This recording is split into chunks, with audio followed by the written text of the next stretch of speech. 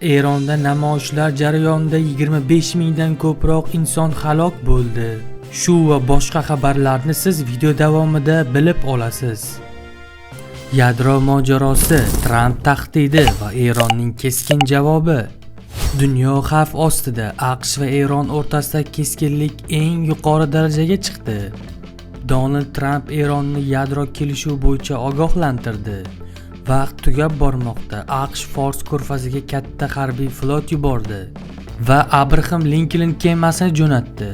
Bu kema 100 ming tonnadan og'ir ulkan harbiy kema bo'lib, unda 70 tadan 90 tagacha jangovar samolyot va 5 mingdan ortiq harbiy xizmatchini o'z ichiga sig'dira oladi va 20-25 yil davomida yoqilg'isiz yurishi mumkin va cheksiz masofaga suza oladi.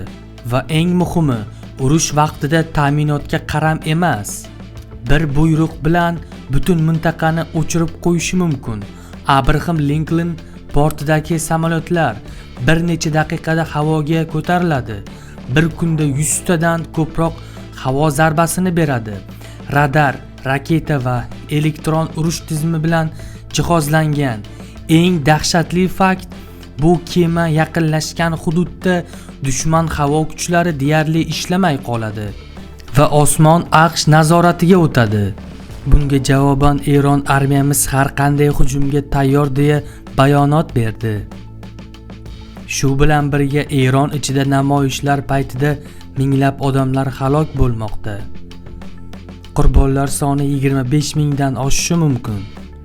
Bu mojaro urushga aylanadimi yoki diplomatiya yutib chiqadimi?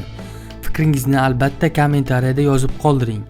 Agarda siz YouTube kanalimiz yangi bo'lsangiz, obuna bo'lib, like knopkasini bosib qo'ying.